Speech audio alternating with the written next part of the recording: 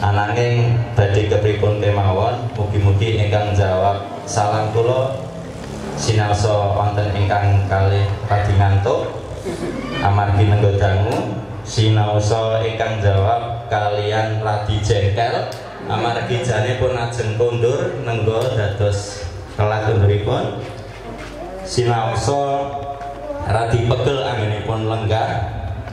Ananging mugi-mugi sedaya ingkang jawab salam kula tansah pinaringan kesehatan, katentreman,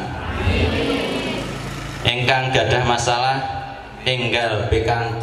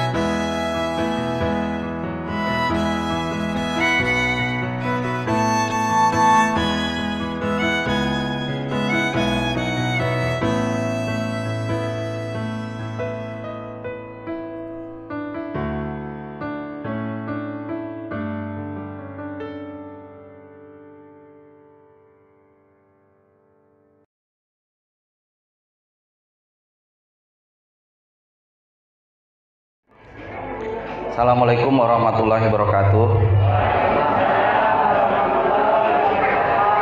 Alhamdulillah, alhamdulillah, alhamdulillahirabbil alamin.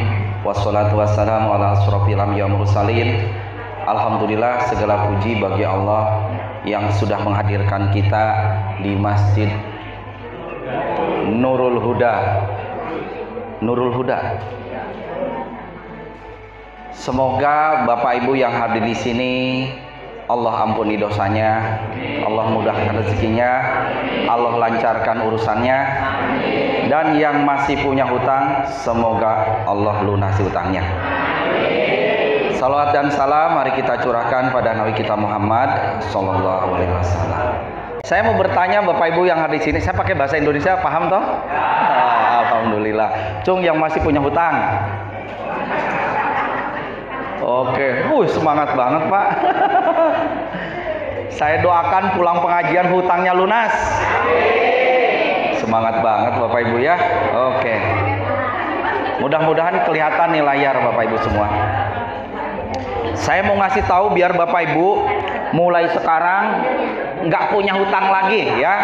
Pengen nggak punya hutang lagi selamanya? Gini, perhatikan Bapak Ibu semua. Kenapa sampai seumuran ini, setua ini, hutang kita tidak lunas? Yang ibu pikirkan gini, ya hutang itu harus disaur, harus dibayar. Yang terjadi hutang lunas, hutang kok istiqomah gitu ya. Pertanyaannya, gimana caranya biar selamanya nggak punya hutang?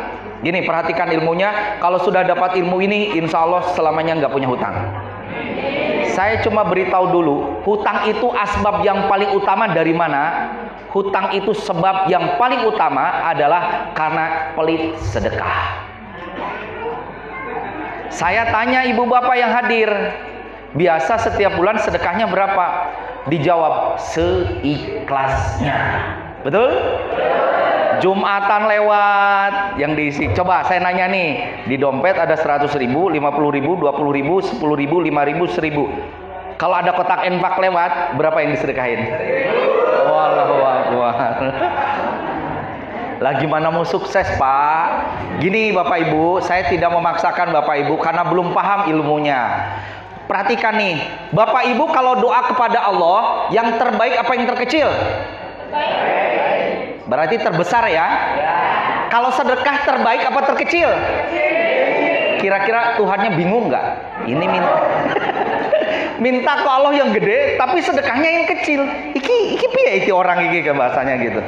Ternyata Bapak Ibu semua, disitulah dampak daripada kita nggak ngerti ilmu.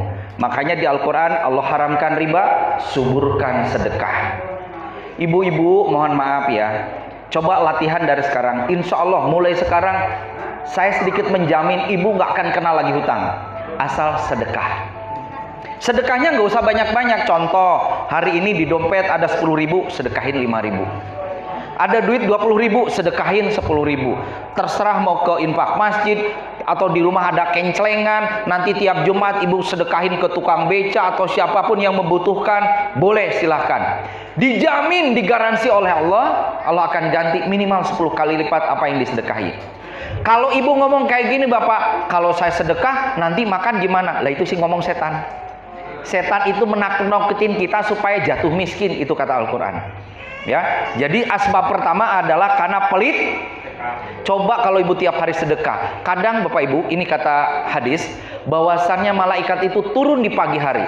Pagi hari, nggak siang, nggak sore, pagi hari. Satu doakan, pagi-pagi itu satu mendoakan yang rajin sedekah supaya berkah rezekinya nambah banyak. Tapi malaikat yang satu mendoakan bagi yang pelit supaya dihancurkan. Itu Bapak Ibu, makanya ada istilah miskin istiqomah gitu ya. Kenapa? Serba kepepet, serba kekurangan. Pas kepepet, akhirnya datanglah ke rentenir, ke bank plecit. Nah ini, mulai kita beresin satu-satu. Yuk, inilah gambaran neraka dunia. Utang, ketipu, kemalingan, cerai, yang buruk-buruk. Itu ada dua surga, surga dunia dan akhirat. Sebelum kematian, antara dunia dan akhirat bedanya cuma kematian.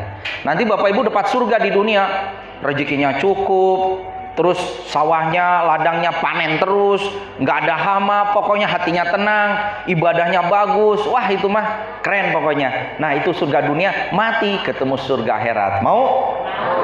Ada caranya, perhatikan yang di bawah ini. Yang pertama dari sini.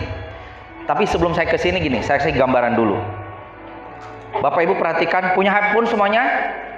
Punya HP semuanya? Tidak. Ada yang punya, ada yang tidak? Tidak. Cung yang punya HP? Nggak pada punya HP? Tak doain mudah-mudahan punya HP. Gini, kalau HP-nya Bapak rusak, kira-kira Bapak ini mengutak-ngatik HP atau dikasih ke counter handphone di servis? Diservis ya. Karena ibu bapak tidak bisa memperbaiki HP, betul? Kata si counter HP gini, "Bapak, baik, saya perbaiki HP Bapak yang rusak.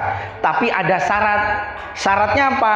Syaratnya harus bayar biaya servis Rp300.000. Kira-kira Bapak fokus nyari duit 300.000 atau Bapak Ibu fokus memperbaiki HP diri sendiri? Fokus nyari duit 300, betul? Karena kita tidak sama Bapak Ibu. Saya nanya, Bapak Ibu sekarang punya hutang, punya masalah hidup dan sebagainya. Kira-kira mampu nggak menyelesaikannya? Mampu nggak menyelesaikan masalahnya? Kalau ibu mampu, bapak mampu, berarti nggak butuh Allah. Paham? Ya udah utak-atik sendiri, dicicil piye carane golek duit untuk nyicil hutang. Itu yang merasa mampu. Akhirnya apa? Nyari pinjaman, nyari sini, nanya ke otak, nanya sini, akhirnya nggak beres-beres. Kenapa Bapak Ibu sampai hari ini masalah nggak beres? Karena merasa mampu. Makanya yang benar nanti habis sholat duhur, doalah kepada ya Allah, saya sendiri tidak bisa mampu mekan masalah ini. Allah lah yang maha mampu. Kapan ngomong masalah kepada Allah curhat? Waktu yang tepat adalah waktunya di tahajud. Cung yang tadi malam tahajud. Nanti saya kasih ilmunya biar Anda jadi adik ahli sunnah. Duha keren, kerjain. Tahajud keren, kerjain. Wah, pokoknya bagus. Apa bedanya tahajud dengan sholat fardu? Kalau sholat fardu Bapak Ibu dari rumah datang ke rumahnya Allah ke masjid. Tapi kalau seandainya tahajud, Allah yang datang ke rumah Anda. Namanya tahajud disebut tahu-taunya hajat terwujud. Tahajud. Doa dikabul, keren Bapak Ibu semua. Nyampe, ya Allah, saya punya masalah hidup, sampaikan secara khusyuk. Kata Allah, baik, hutangmu piro, tak beresin nanti. Masalahmu apa? Sakit, tak sembuhin. Tapi ada syarat kata Allah, syaratnya 2, salat dan sabar. Di surat Al-Baqarah 153. Dan mintalah pertolongan kepada Allah dengan sabar dan salat. Nah, Bapak Ibu saya tanya, Bapak Ibu salatnya udah khusyuk belum? Masih takbiratul ihram, Allahu Akbar, masih mikirin cicilan. Kadang ibu-ibu suka lupa rakaat, betul? Itu tandanya belum sholat yang benar. Nah, yuk kita beresin. Nah, ini Bapak Ibu semua, ini ada mobil. Kita kalau Jogja Jakarta jalan kaki capek, kita butuh mobil. Mobil ini ada mesin, disebut sholat fardu, bodinya disebut sunnah. Pertanyaannya Bapak Ibu sering nggak sholat tepat waktu di masjid? Banyak telat apa tepat? Pantes hutangnya nggak lunas. Loh, naik mobil mesinnya masih mesin truntung. Kamu mobil truntung itu kecil gitu. Sering rusak, sering mogok. Kayak gitulah Bapak Ibu. Gimana hutang mau lunas? Gimana mau mobil ini sampai ke Jakarta? Setiap 5 kilo berhenti, 5 kilo berhenti, mesinnya kepanasan. Seperti itulah gambaran kalau sering telat sholat. Bapak Ibu mohon maaf ya, saya doakan yang hadir di sini jadi pengusaha sukses semua. Kalau Bapak Ibu jadi pengusaha, punya karyawan harusnya datang jam 8. Dia telat datangnya jam 9. Lihat karyawan telat datang jam 9, datang telatnya 1 jam. Sakit hati nggak? Pertanyaannya sudah berapa puluh tahun Allah kau sakiti itu. Allah manggil hayyalah sholah, apa artinya? Mari kita hayyalal falah, apa artinya? Mari menuju kemenangan, kesuksesan. Ayo sholat. Ntar ya Allah nanggung sambil ngerokok gitu ya. Aduh ya Allah ya Robbi. Kalau Bapak Ibu sering delay, telat datang ke Allah, wajar Allah juga telat delay mengabulkan doa Bapak Ibu. Telat 1 jam, maka keberkahan diambil. Waktu, ilmu, rezeki. Aduh itu.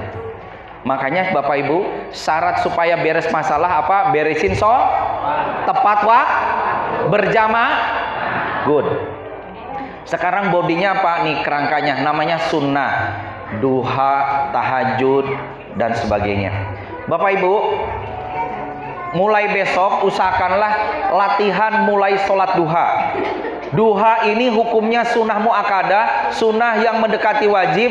Jika tidak dikerjakan dampaknya ke rezeki. Pertama, tugas duha itu ngapus dosa di masa lalu. Yang kedua, membuka pintu rezeki. Ibu kalau pingin panen, gak kena hama, gampang. Rajin duha, hamanya kabur. Serius. Yang punya hama siapa? Allah. Yang punya kebun? Allah. Minta sama Allah, beres tuh. Gali kalau Bapak Ibu mau bisnis, beresin duha, insya Allah rezekinya juga beres. Kalau Bapak Ibu rezekinya belum beres, karena sholatnya juga belum perbaiki sholatmu, maka Allah akan perbaiki hidupmu. Nih dari sini. Nanti saya liatin dampak daripada sering telat sholat. Lanjut, rem. Remnya apa? Kalau mobil belokan nggak ngerem, bablas jurang ya. Nih butuh rem. Remnya apa? Remnya perbanyak membaca istighfar. Ayo ucapkan istighfar.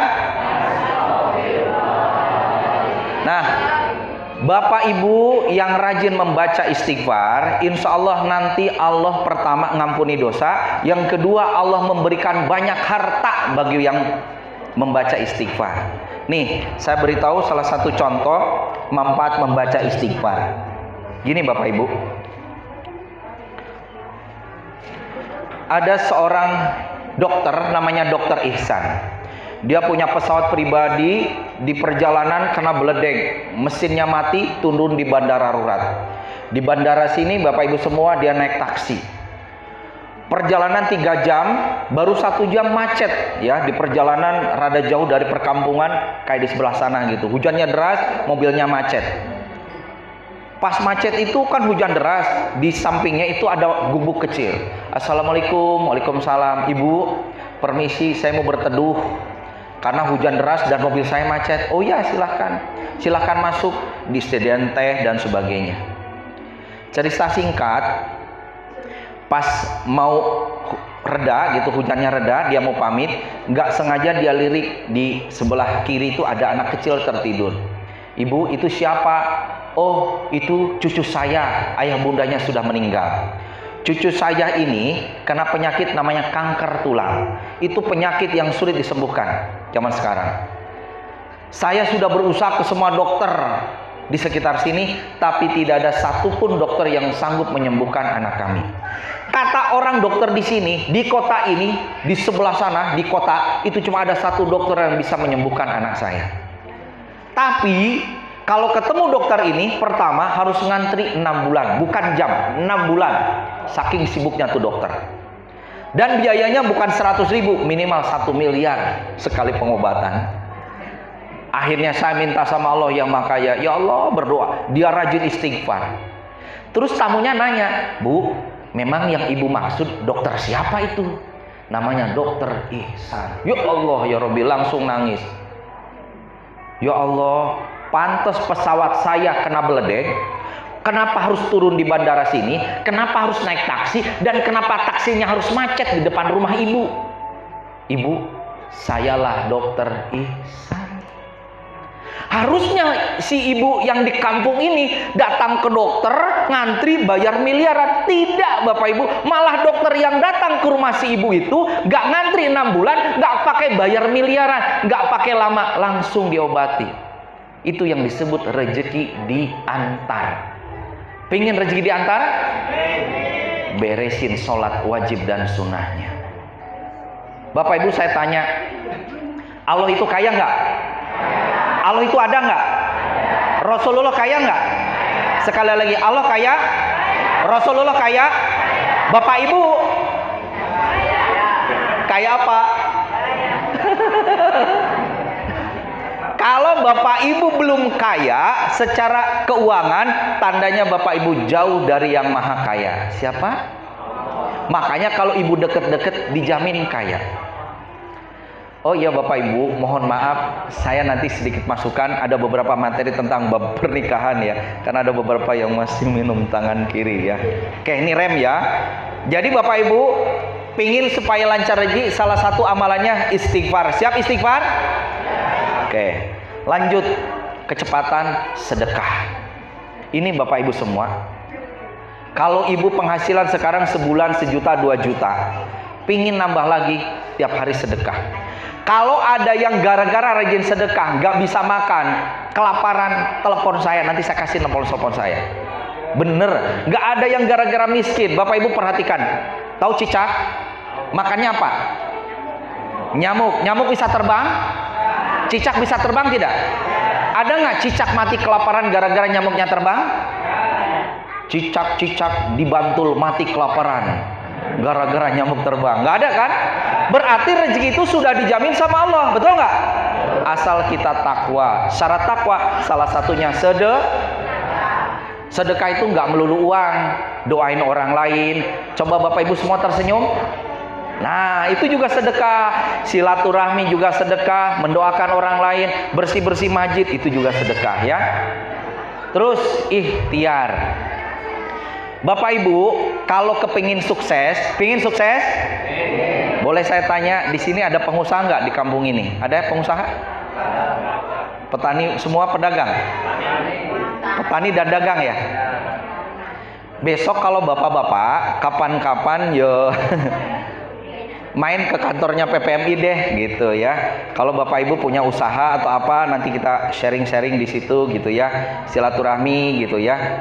Dan Bapak Ibu semua gini, ini kalau Bapak Ibu ingin sukses, caranya gampang, bergaul dengan orang yang lebih sukses.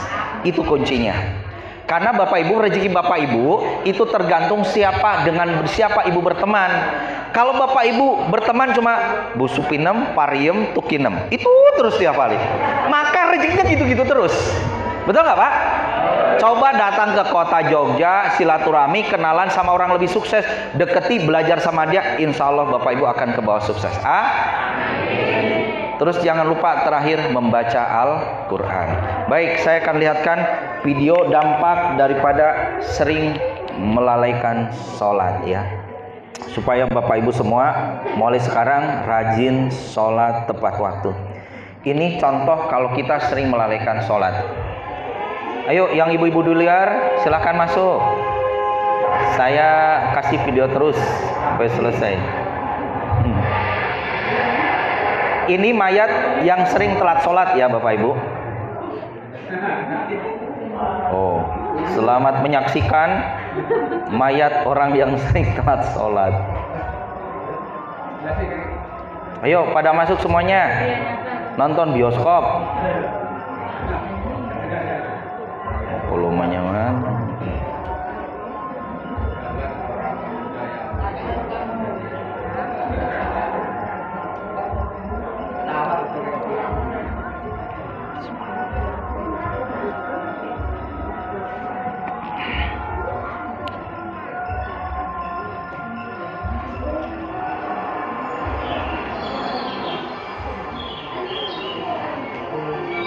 Sok sambil istighfar. Siapa tahu kita meninggal seperti ini Bapak Ibu. Kelihatan ibu-ibu di belakang? Kalau nggak kelihatan masuk silahkan.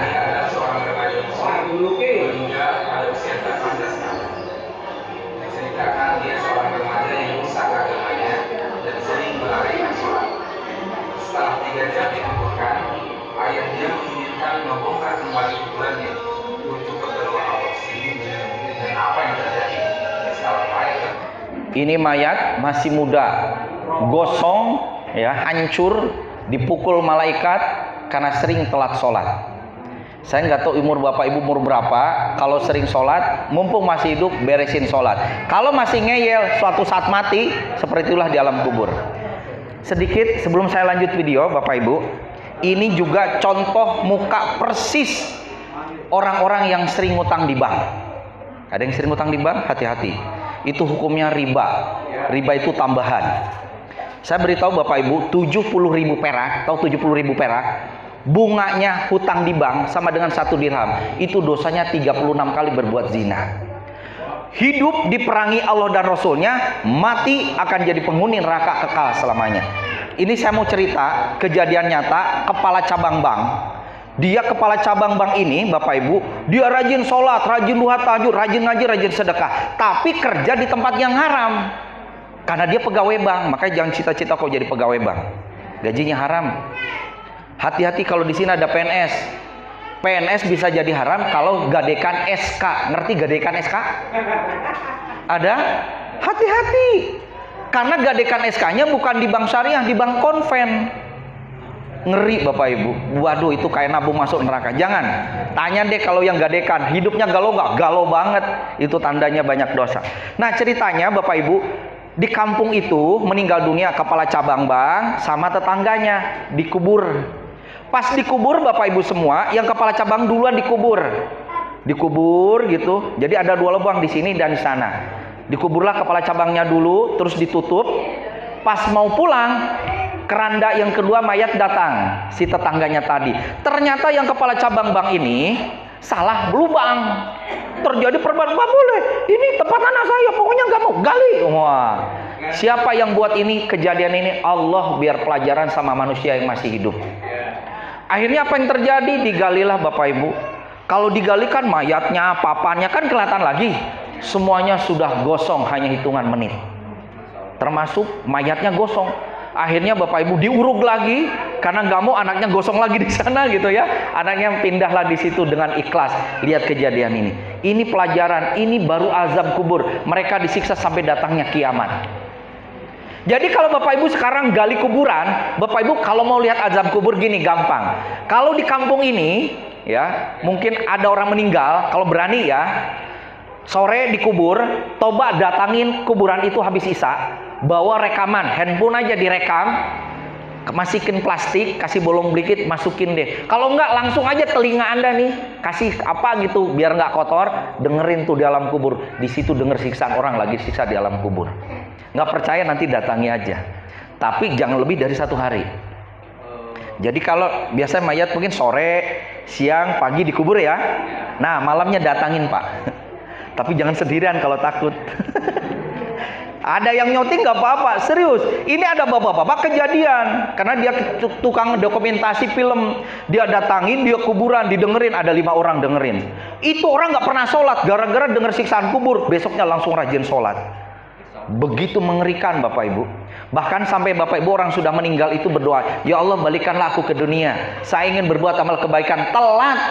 Kemarin ngapain dipanggil sama tuh muadzin, hayalah sholat, kok masih di ladang? Jadi Bapak Ibu mohon maaf, kalau Bapak Ibu dengar waktunya sholat, itu ladang ditinggal. Sudah tahu kan ada jadwal sholat tuh, betul nggak?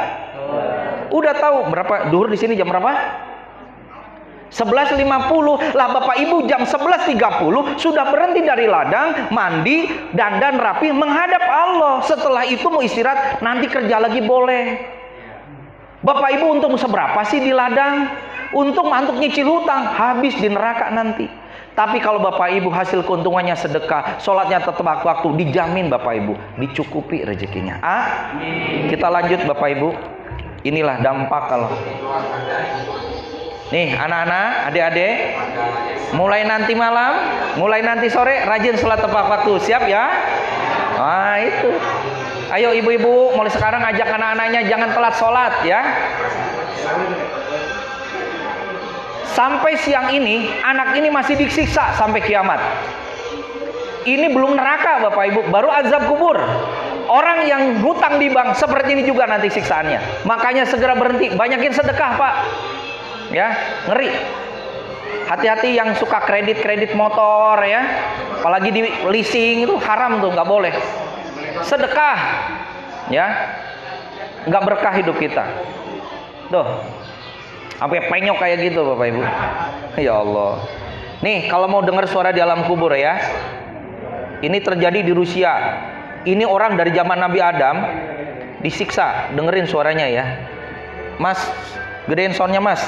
Ben dengerin orang jeritan disiksa di alam kubur. Ini pakai perekam Bapak Ibu. Jadi orang ini ngerekam, ngebor, dia pakai alat perekam. Dan paling banyak hati-hati di neraka adalah perempuan. Kenapa? Makanya ke dalam hadis, wahai sekalian kaum perempuan, bersedekah dan perbanyak istighfar, karena aku melihat mayoritas penduduk neraka adalah kalian. Siapa? Perempuan. Makanya jangan gibah, fitnah, iri, dengki, dan beresin sholat. Mudah-mudahan ibu-ibu yang ada di sini penghuni surga semua. Nih dengerin Bapak Ibu, suaranya bukan 1 tapi jutaan.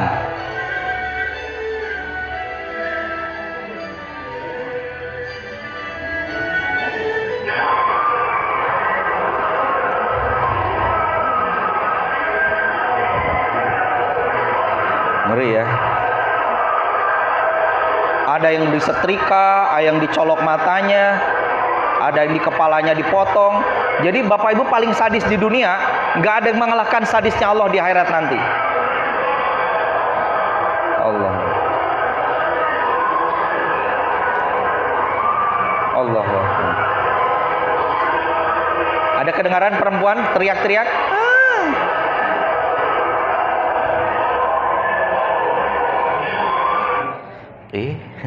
Ya itulah Bapak Ibu gambaran betapa luar biasanya siksaan ya di api neraka.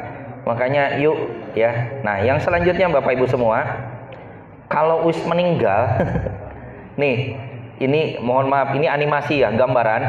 Besok setelah mati kemana kita nih? Sampai tujuan ke neraka.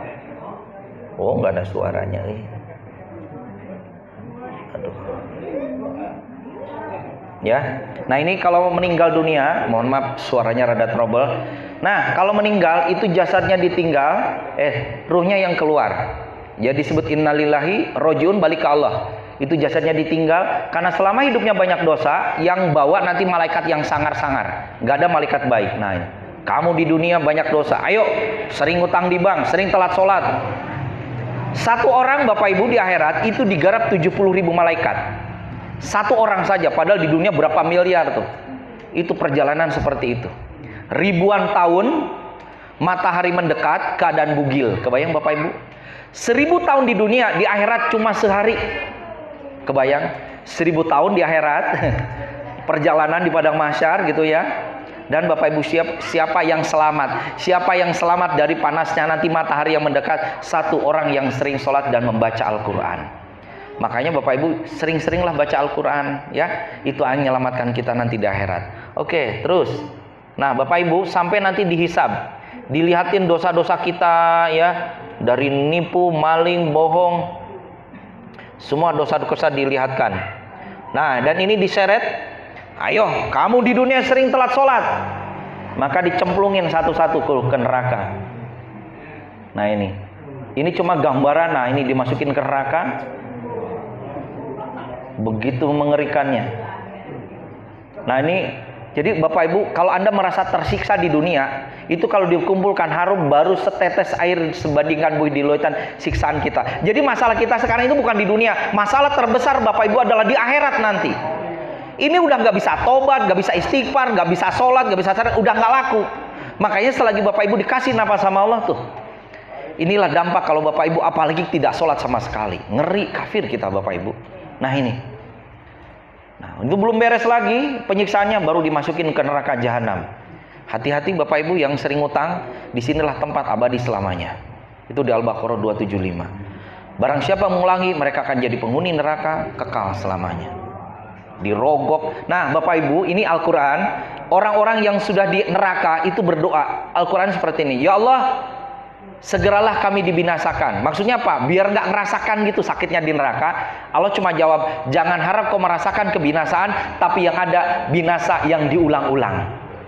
Mati, disembelih, hidup, mati, gosong, mati, hidup lagi, gosong, gitu selamanya. Kebayang Bapak Ibu? Kalau mati udah nggak apa-apa, ini udah mati dihidupkan lagi. Itulah di akhirat siksanya. Makanya yuk ajak kita sekeluarga mulai. Nah ini yang tukang mabok, nah ini mukanya dikasih lahar sampai gosong. Allahu Akbar. Makanya yuk minta ampun kepada Allah. Jangan sekali-kali Bapak Ibu ya, jangan sampai kita menjadikan orang-orang yang melalaikan sholat ya. Kalau kita benar-benar rajin sholat, hasilnya sangat luar biasa. Bapak Ibu semua, ini adalah salah satu contoh kenapa Bapak Ibu males sholat. Ada suaranya enggak ya?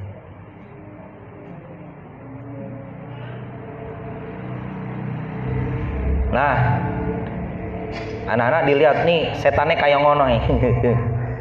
Ini waktu tahajud dibangunin. Setan, ayo bangun, matiin alarm. Nah ini kata simbah setan. Makanya Bapak Ibu pernah nggak hidupin alarm pada saat puasa, terus dimatiin tidur lagi? Ada kayak gitu? Nah itu kerjanya mbah setan. Wah sering. Nah ini. Nah, ayo matiin alarm, balik lagi. Saya juga pernah ngalamin kayak gini. Balik lagi. Makanya Bapak Ibu caranya gimana adik-adik? Kalau bangun tidur biar nggak kembali di kasur, awali baca bismillah, setannya pergi. Siap Bapak Ibu? Jadi bangun, langsung ucapkan bismillah, insya Allah nggak ke kasur lagi ya. Nih, cara kerjanya setan biar babi bapak ibu yang malas sholat nih, kerjanya setan goda Anda. Yang kedua, pernah nggak bapak ibu malas wudhu? Pernah? Itu karena godaan setan nih. Jadi kalau Anda sudah bangun, Anda dibikin malas wudhu. Nih, kata setan, ayo balik lagi tidur, airnya dingin, rasa wudhu. Itu kerjanya setan. Makanya pada saat wudhu tahun, nah, auzubillahi minasyaiton, langsung dia kabur. Makanya kalau bapak ibu minum makan awal baca bismillah, setan pergi. Mau ngapain? Bismillah. Mau ngapain? Bismillah.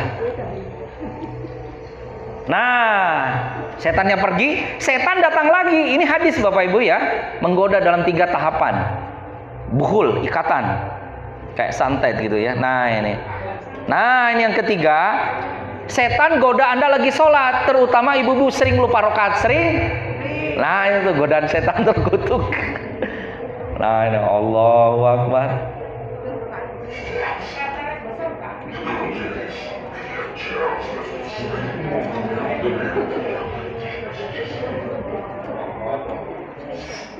Pergi nih. Makanya berjamaah tumanina, nggak usah keburu-buru sholatnya ya, ruku sujudnya jangan bismillahirrahmanirrahim, jangan ya, itu mah dikejar tagihan namanya ya. Luar biasa bapak ibu ya. Pokoknya dari sekarang siap sholat berjamaah, siap sholat tepat waktu. Pokoknya jangan sampai bapak ibu semua ya. Nah ini contoh nih. Kenapa bapak ibu harus sholat tepat waktu? Siapa tahu kita mati sebelum sholat bapak ibu. Ya. Nah ini contoh anak muda mau jalan-jalan. Ini mati keadaan husnul dan sul khotimah. Di perjalanan,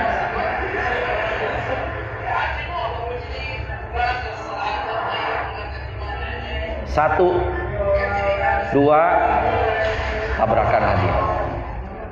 Nah, jadi bapak ibu, nah ini dia tabrakan, 2 orang di belakang, di depan meninggal, cuma teman yang di belakang masih hidup. Saya kenalin satu-satu siapa dia. Pertama saya kenalin, ia namanya Nawab. Nah dia lihat, nah ini yang masih hidup. Jadi kalau bapak ibu pernah celaka, babak belur, masih hidup bersyukur. Tandanya Allah masih percaya sama kita untuk merubah hidup kita lebih baik lagi. Teman-temannya udah mati. Nah saya kenalin, inilah video sebelum tabrakan. Nah saya mundurin videonya. Nah ini saya Nawab, saya meninggal, ini jalan hidup saya, ini pilihan saya. Nah video sebelum dia meninggal. Ayolah bro, jalan-jalan ke Bantul.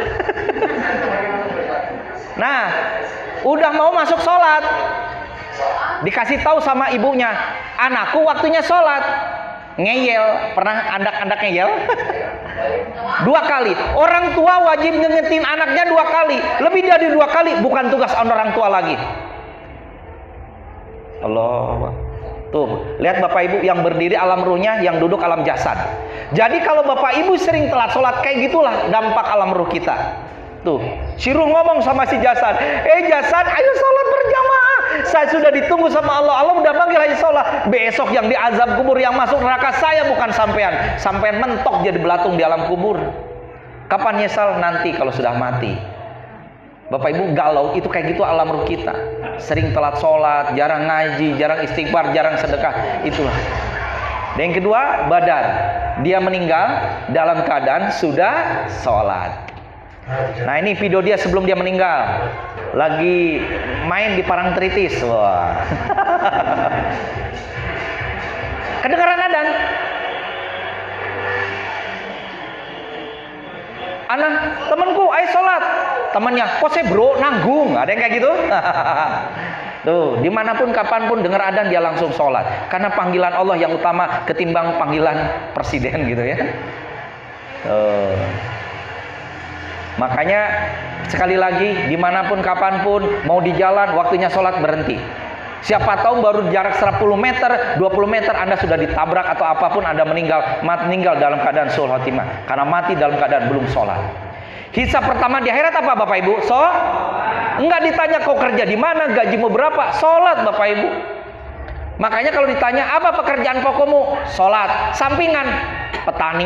Keren Bapak Ibu. Nah ini masih muda dan dia celaka. 1, 2, 3. Nah, tabrakan karo koncone lengkap Bapak Ibu. Nih ada adik putri, perhatikan ya. Nah ya, dia meninggal dan ini video sebelum dia meninggal. Itu ibunya, ini anaknya menjelang sholat duhur. Lagi main laptop karena sekarang harus apa-apa Zoom gitu ya.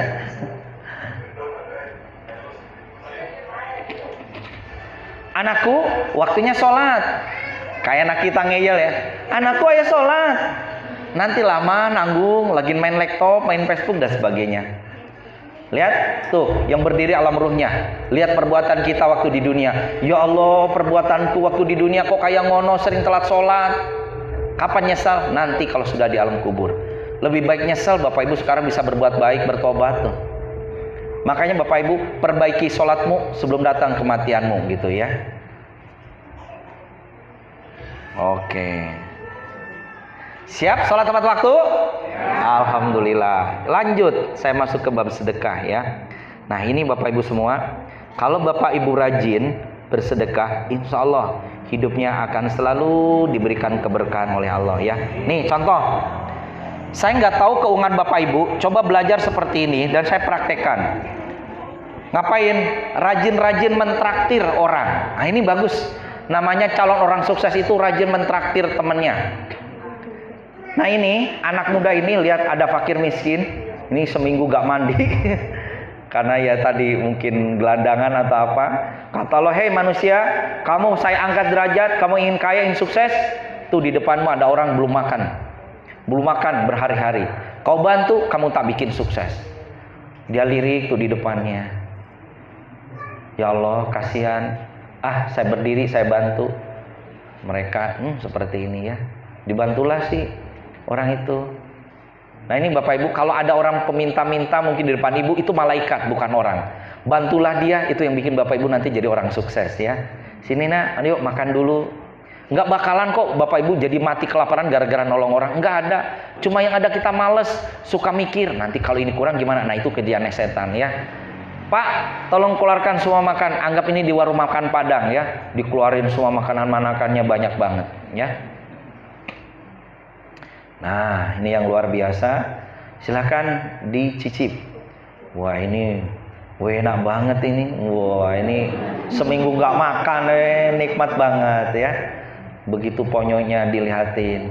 Bapak Ibu benar, kalau Bapak Ibu umpamanya kemana gitu makan di angkringan umpamanya gitu, di situ ada yang makan ngomong tolong jumlahin berapa, ibu bapak bayarin semuanya. Insya Allah cepat jadi orang sukses Bapak Ibu.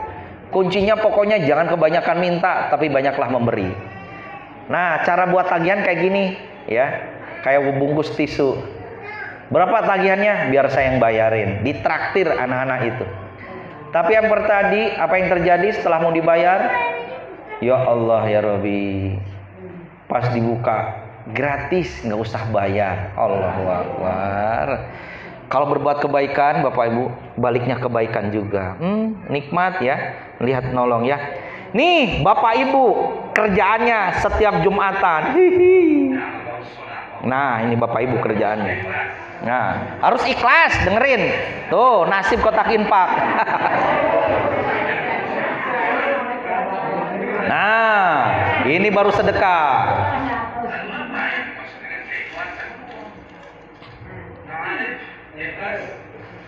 Itu bukan duit saya, tadi duit tadi jatuh. Waduh, Bium, tolong, duit pulsa. Allahu Akbar ya. Ais, pelit amat sih. Nah ini anak SMA Bapak Ibu. Mudah-mudahan anak muda kita seperti ini. Anak ini pura-pura miskin, bajunya gembel. Dia ngomong beli siomay tapi duitnya kurang, pura-pura nggak ada duit.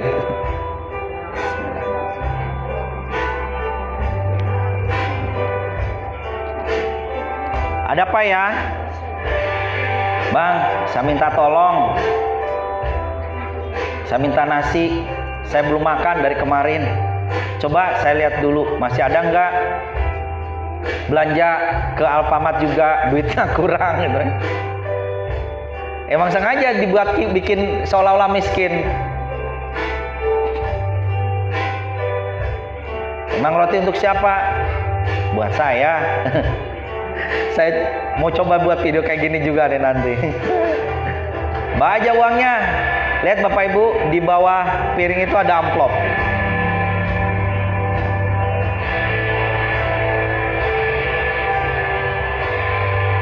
Oh, ngasih amplop Bapak Ibu. Nah, langsung keluarin senjatanya. Nih. Apa ini? Ada titipan dari Tuhanmu katanya. Lihat Bapak Ibu pas dibuka apa tulisannya? Lakukanlah kebaikan, maka kebaikan akan datang padamu. Itulah Bapak Ibu hidup.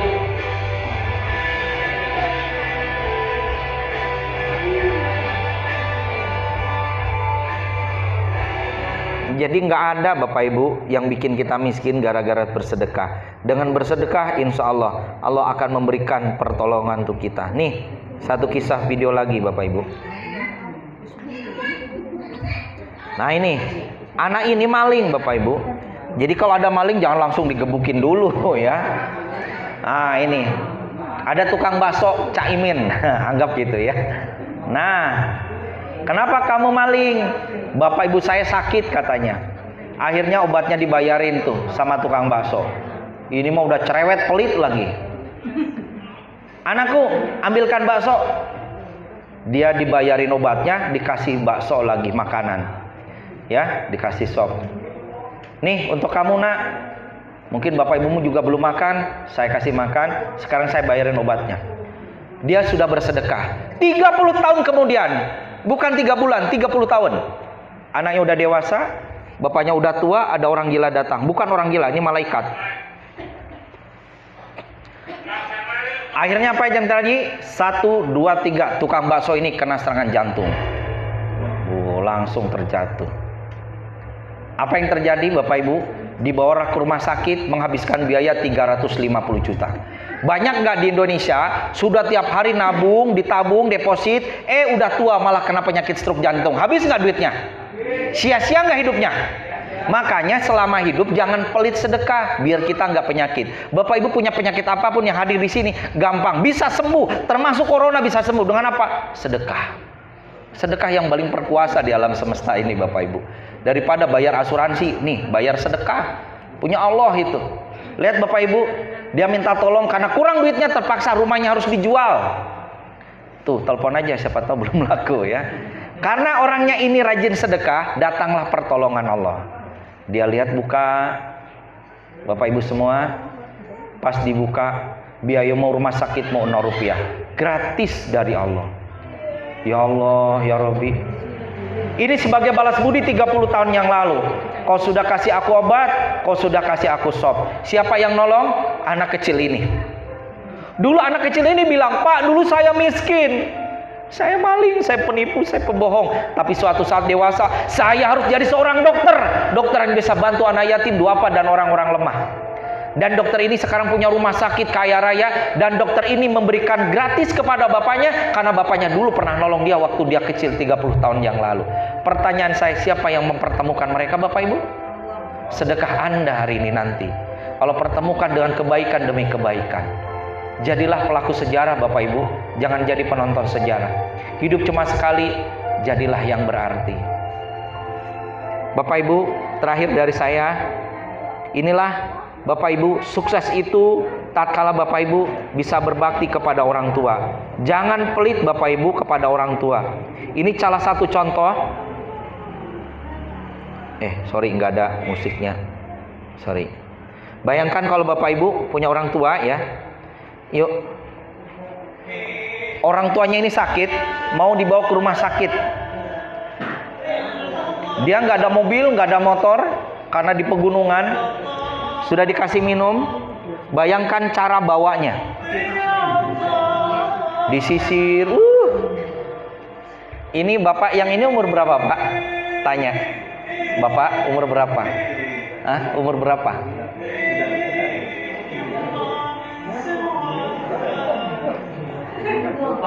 Nggak tahu.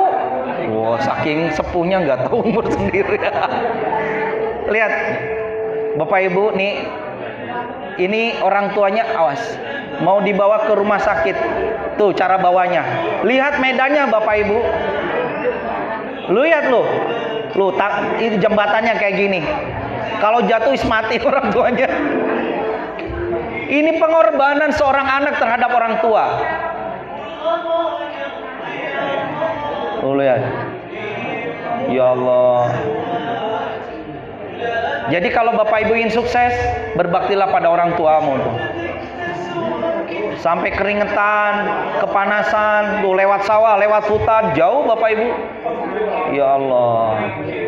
Diturunin, takut kepanasan, jalan lagi. Jembatannya bukan mudah, sulit Bapak Ibu. Coba lihat tuh jembatannya kayak gitu. Wes, kalau Anda nyemplung Bapak Ibu. Allah. Nah, begitulah Bapak Ibu. Dan terakhir, inilah Bapak Ibu pesan dari orang tua kita sebelum mereka meninggal dunia, supaya kita bisa berbakti kepada orang tua kita. Setelah ini selesai, tutup. Ini pesan ayah kita. Jadi berbaktilah kepada ayah dan ibu kita ya. Ini mungkin Bapak Ibu juga, terutama yang orang tua. Jadi kalau Bapak Ibu berbuat kebaikan, insya Allah pahalanya masuk ke rekening orang tua Anda yang sudah meninggal. Anakku, nah ini.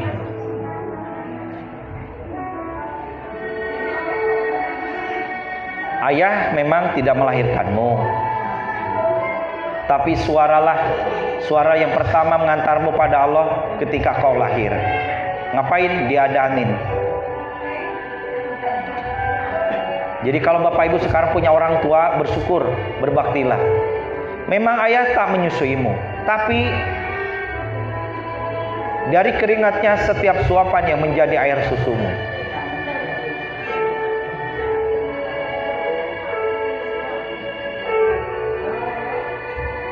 Memang ayah tak menjagamu setiap saat, tapi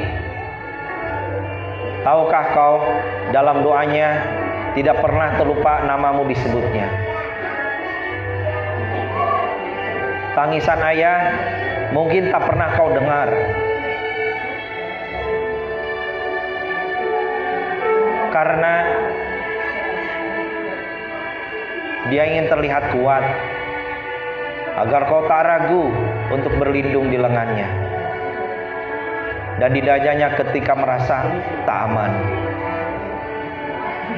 Pelukan ayahmu mungkin tak sehangat serat ibumu, karena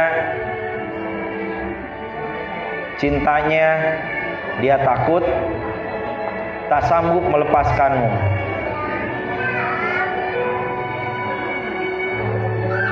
Ayahmu ingin kau kuatkan semangat agar ketika kamu tiada, kau sanggup menghadapi semuanya sendiri. Ibu hanya ingin kau tahu bahwa cintanya ayah padamu sama besarnya seperti cinta ibu kepadamu. Maka setiap saat berbaktilah pada orang tua kita. Anakku, dari-darinya juga terdapat surga bagimu. Hormati dan sayangi ayahmu, karena ibu adalah tulang rusuknya. Berbahagialah yang masih punya ibu dan ayah. Demikian dari saya, mohon maaf jika ada salah, dan mudah-mudahan kita bisa silaturahmi lagi, bisa ngaji lagi, sehingga mudah-mudahan bisa ada manfaat perubahan untuk warga sini. Dari saya sekian, mohon maaf ada salah. Assalamualaikum warahmatullahi wabarakatuh. Baik Pak.